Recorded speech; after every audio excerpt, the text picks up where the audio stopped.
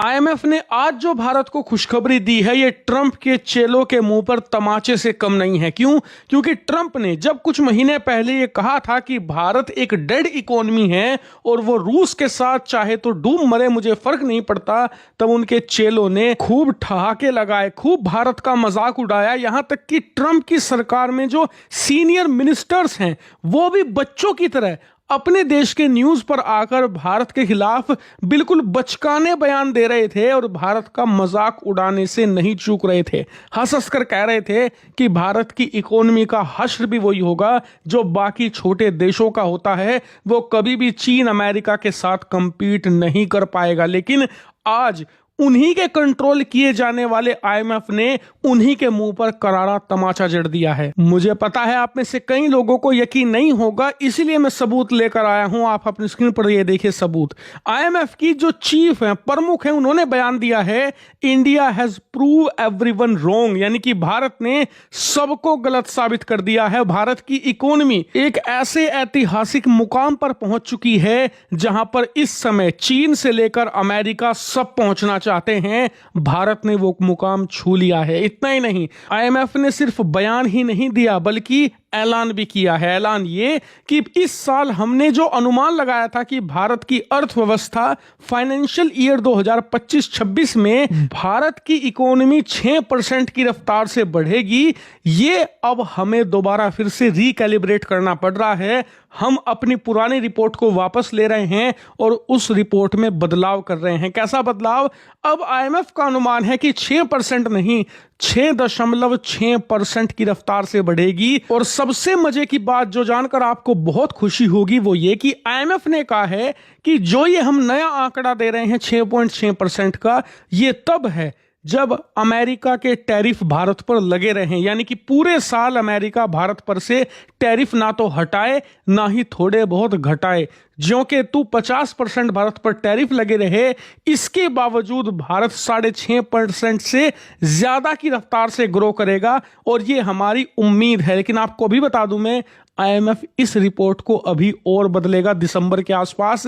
तब आप देखिएगा भारत 7% की जीडीपी ग्रोथ के आसपास खड़ा होगा इसी साल। और ये बहुत बड़ी जीत क्यों है भारत के लिए? वो इसलिए क्योंकि इस समय ट्रंप ने जिन भी देशों के खिलाफ टैरिफ लगाए हैं ना, ट्रंप ने सभी देशों की जीडीपी के जो आंकड़े दिए थे पहले, जो भविष्यवाणी करी थी कि जी अगले साल किस रफ्तार से बढ़ेगी, सब में कटौती करी है। यहां तक कि जिन देशों पर 10, 15, 19% के टैरिफ भी लगे हैं, उनके जीडीपी के आंकड़े आईएमएफ घटा चुका है। भारत एकमात्र ऐसी मेजर इकोनॉमी है जिसके टैरिफ लगने के बावजूद वो भी 50%, यानी कि बाकी देशों के मुकाबले 3-4 गुना टैरिफ अमेरिका ने भारत पर लगाए हैं, उसके बावजूद हमारी इकोनॉमी घटेगी नहीं, उल्टा और तेज रफ्तार से बढ़ेगी। हालांकि आपका सवाल होगा कि ये हो कैसे रहा है, सरकार कैसे इस चीज को कीप अप कर पा रही है, क्योंकि 50% के टैरिफ बहुत होते हैं, वो भी एक ऐसे देश द्वारा जो हमारे सबसे ज्यादा सामान को खरीदता है,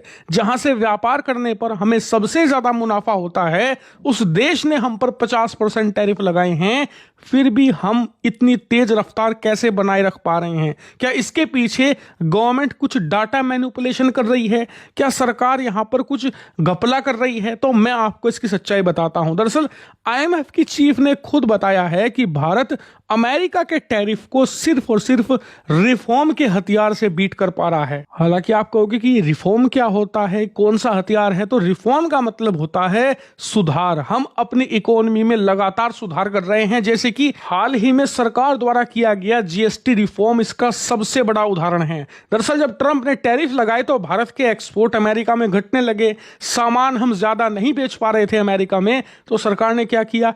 घरेलू कंजप्शन बढ़ा दिया। हमने जीएसटी कम कर दी हर एक सेक्टर में, जिससे हुआ यह कि लोगों ने ज्यादा सामान भारत में ही खरीदना शुरू कर दिया।